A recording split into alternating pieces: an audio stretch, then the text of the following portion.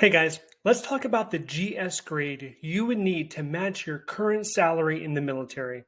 One fear that we have when leaving the military is not being able to earn the same amount of money when you get out. Even though most people in the military are not being paid a lot of money, the military does provide a comfort blanket because it is consistent. They take care of you and you can count on a check every 2 weeks and included covered healthcare. We also fear change. We don't know exactly what is on the other side. So, what happens then? Well, you end up reenlisting or staying in the military a lot longer than you had intended. And even worse, you can become resentful of your decision to stay in.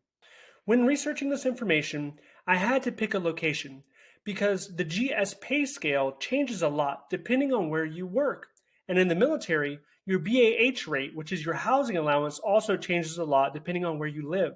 So instead of making hundreds of comparisons all over the country, I focused on the Northern Virginia area.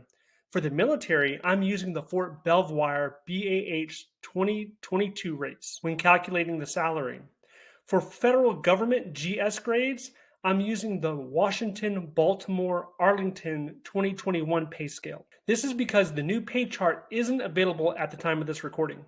Also, with the military calculations, I'm adding up monthly base pay, BAH, and BAS, which is food allowance.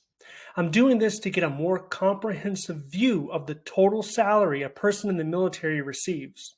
It is not as simple as looking at just your base pay. For the BAH amount, I am using the without dependent rate. For the first comparison, let's take a look at an E5 with 4 years time in service in the military. Including all compensation, I calculated the salary for this person to be $67,596 in 2022.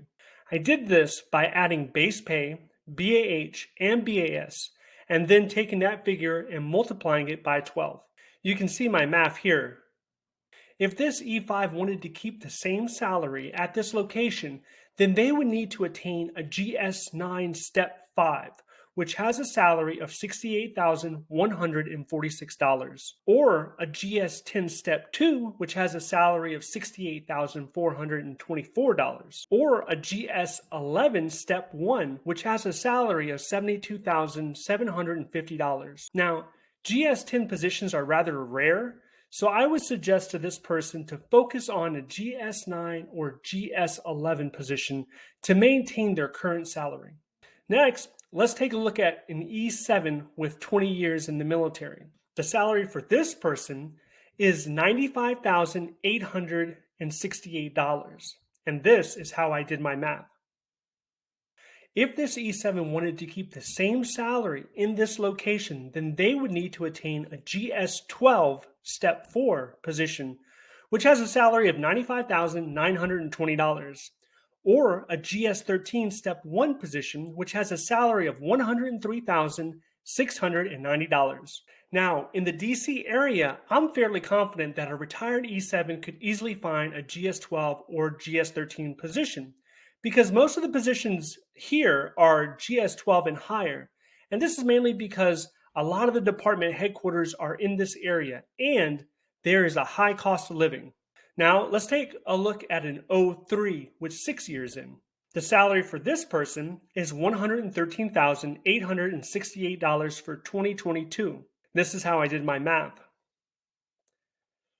If this O3 wanted to keep the same salary in this location, then they would need to attain a GS13 Step 7 position, which has a salary of $114,387, or a GS14 Step 2 position, which has a salary of $116,000. In addition to those examples, you have to keep in mind that there is no direct military rank to GS grade equivalent national chart that everyone abides by. There just isn't.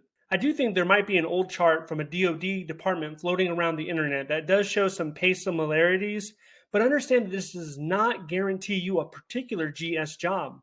There are no guarantees for GS jobs, or any job for that matter. What does this mean?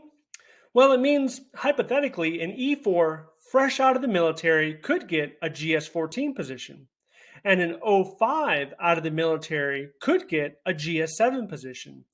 It really all depends on how you convey your skills and value on your resume. Never forget that your resume is the key to get the interviews. It also depends on what you're seeking and what you're willing to accept. If you happen to reside in a small rural town and the only jobs available are GS7 and GS9s, then you kind of have your hands tied at that point. Now, I for one do not believe you should accept a GS grade lower than your skills and experience. I think you are selling yourself short if you do this. If you want to hear more about this topic, check out my video in the corner above. Whatever you do, do not let fear paralysis stop you from making a plan after the military. You can only stay in for so long. Seriously, they will literally force you to retire after a while. The Army only needs so many command sergeant majors and generals, then it's on to the next generation. Keep working on making yourself marketable. Work on your resume. Have goals, work on your plan, and execute that plan. And if working in federal government is one of your goals, then you stumbled on the right channel. Well, that pretty much wraps up the video on what GS grade is equal to your salary in the military. If you have any questions, comments, or you feel like I missed something, please leave that down below. If you like this video, please click that like button and subscribe, and I'll see you in the next one. Thank you for watching.